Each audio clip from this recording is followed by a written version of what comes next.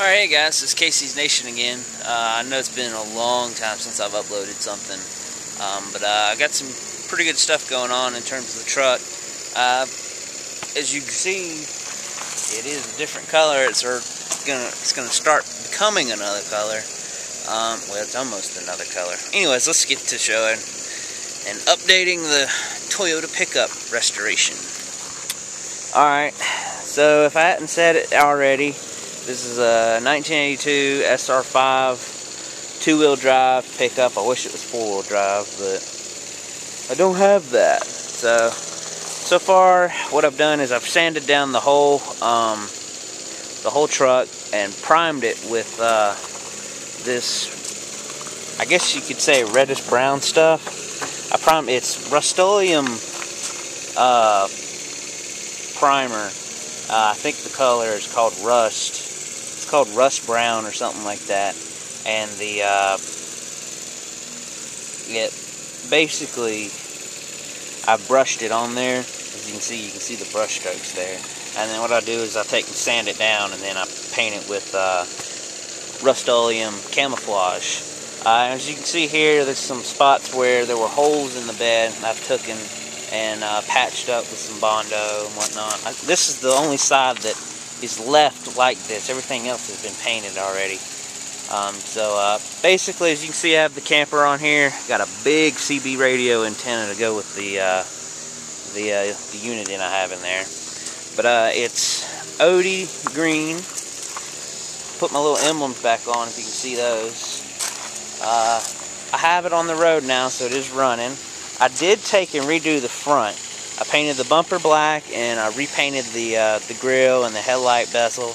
And I also added these little marker lights so it would pass inspection. And then there's the fog lights, and some fun stuff. That's new stuff. And there's another Toyota emblem and fancy stuff. One thing I didn't do right though is I got primer everywhere, so I got to figure out how to get this stuff off. As well as I got it on like a lot of the rubber molding. I got to figure out how to get that stuff off without tearing stuff up. As you can see, this is the other side that is finished in terms of the patchwork and paint. If you look it up close, you can see the areas of issues. But really, the ultimate goal of this repair was to get it look uniform and to get it to where water would not get inside. And there's my reflection. Hey. And I did the back as well. As you can see, the back of the back of the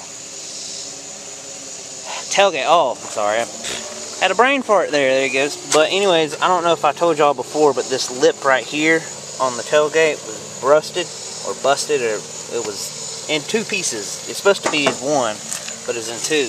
Basically what I did was there's a lip that runs the whole length of that. I ran JB Weld down the whole length of it, and then I took and drilled two holes and bolted it in there, and got quite sturdy. With just one bolt, and then I put another one in there. It was even stronger. But as you can see, I still have to paint the lower portion there, and I'm not sure whether or not I'm going to paint that bumper. I might go ahead and paint it black just so it'll match the front. But yeah, I mean, the truck is running decent. It still has a rough idle, but that's because I've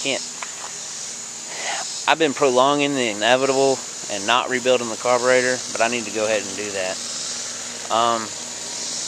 But yeah, one other thing I want to show on the inside, I redid the dash.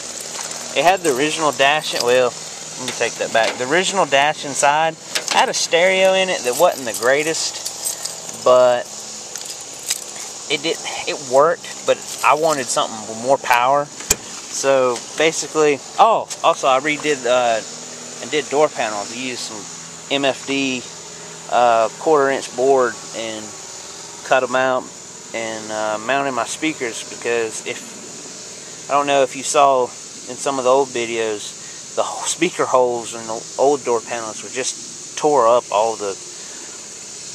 so much as that it wouldn't even the speaker without having like some drastic redneckery repair, it would not work.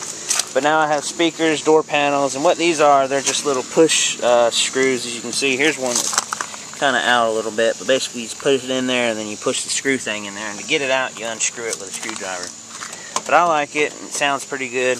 One other thing before my camera dies is I have some 6x9 Kenwoods back there, and hopefully I'll be getting an amp soon to amp them jokers up and put some real power into the system. And the front bezel, this looks a little different, I know, and it looks a little ghetto, and I'm going to call it redneckery because I don't deal with the ghetto stuff. Basically, I wanted a CD player in this system, but as you know, or if you have one of these trucks or you have other issues, that putting a CD player in one of these things is like the horriblest thing you can do to your dash, because once you cut it, you can't go back. And it only suits something with knobs, and I don't have $240 to go drop into a professional unit that would fit this truck. So instead of tearing up the dash I have, or the tearing up the instrument panel that I have, or the bezel, I had an older one that my brother had broke trying to get the original radio out to change it out, because he didn't know how to do nothing with his truck. He broke it trying to get out, and so I had part of an original bezel, and that's what you see here. So this is the original piece, and it runs up to here, and then we have this hot mess of CD player and CB radio. The reason why I use this and just didn't, the reason why I continued to use this is because it holds my ashtray thing in place a little better. It keeps my climate control from moving around. God knows it's only held in there with 1 or 2 bolts. And I also gives me my 12 volt on there. And but what I have here is just a CD player, and this isn't going anywhere, by the way. I've taken and secured it very well in the back, and I'm not going to tell you how, but it required some very ingenuitive thinking.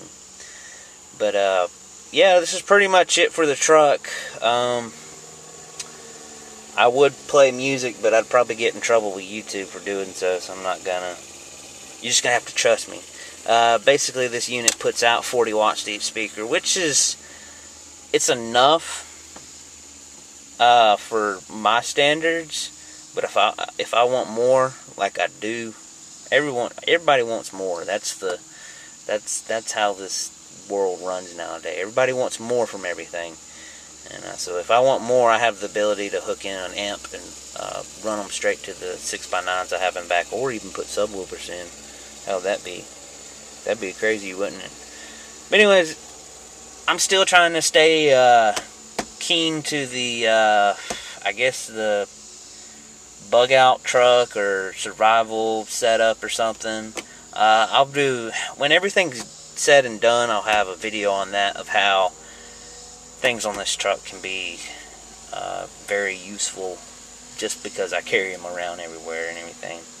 But that's pretty much it for the truck. Ooh, fog light switch. Yay! I probably showed you that already, but it has fog lights, which are pretty cool. And but yeah, that's it. This has been Casey's Nation for. This has been Casey for Casey's Nation. Hope you enjoy the videos. Let me know what you think, and rate, comment, subscribe, and all that fun stuff down below. Have a good day.